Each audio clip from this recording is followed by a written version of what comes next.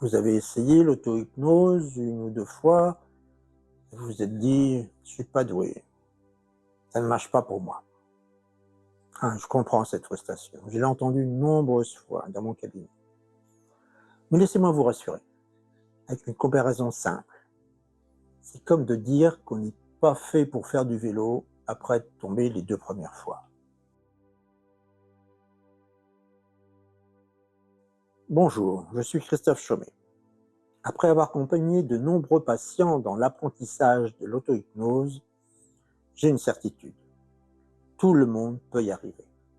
Mais comme pour tout apprentissage, conduire, nager, jouer d'un instrument, etc., il faut accepter qu'il y ait une courbe d'apprentissage.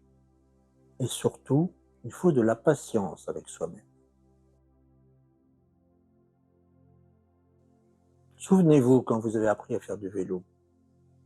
Certains enfants montent dessus et roulent en 10 minutes. Et d'autres ont besoin de plusieurs semaines avec les petits trous, puis sans, tenant la selle, puis en lâchant progressivement. Sont-ils moins intelligents, moins capables? Bien sûr que non. Ils ont simplement un rythme différent, une façon différente d'intégrer un nouvel apprentissage.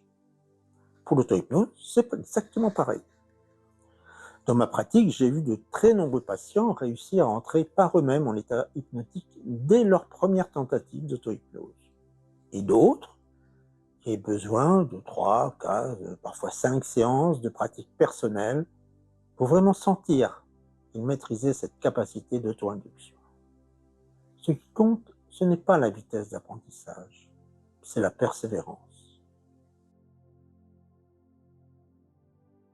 Chaque tentative, même si vous avez l'impression que rien ne se passe, développe vos capacités. C'est comme muscler votre aptitude à entrer dans cet état particulier. De plus, l'auto-hypnose est un processus inconscient. Vous ne pouvez pas le décider consciemment. C'est comme pour dormir.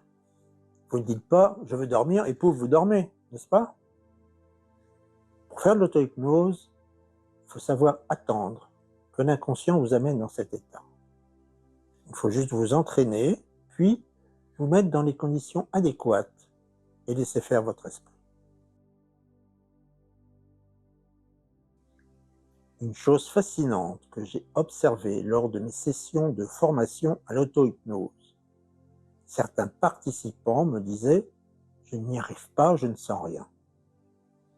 Pourtant, en les observant, je voyais clairement les signes physiques de l'état hypnotique, notamment changement de couleur de la peau, mobilité particulière du corps, modification du rythme respiratoire. Le problème? Ils s'attendaient à ressentir des phénomènes spectaculaires comme la catalepsie, la lévitation du bras ou des sensations de dissociation. Comme ces manifestations n'apparaissaient pas, ils pensaient échouer. En réalité, ils étaient bel et bien dans l'état hypnotique, mais ils ne le savaient pas. L'hypnose ne s'accompagne pas toujours de sensations particulières ou spectaculaires. Alors, si vous doutez de vos capacités, allez voir ma vidéo sur les signes de l'état hypnotique. Vous y découvrirez des indices subtils mais révélateurs. Et si nécessaire, filmez-vous en gros plan pendant votre séance d'auto-hypnose, puis regardez l'enregistrement après. Observez notamment les changements au niveau de la couleur de la peau et l'immobilité particulière de votre corps. Vous pourriez être surpris de découvrir que vous étiez effectivement en hypnose sans le savoir. Il faut juste apprendre à reconnaître ces signes plus discrets.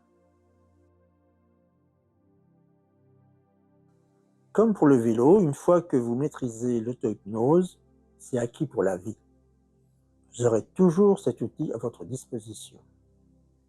Dans mes livres, je détaille cette progression étape par étape avec des techniques adaptées aux débutants comme aux plus expérimentés. Dites-moi en commentaire, où en êtes-vous dans votre apprentissage de l'auto-hypnose? Et surtout, ne vous découragez pas. Votre cerveau apprend même quand vous ne le sentez pas.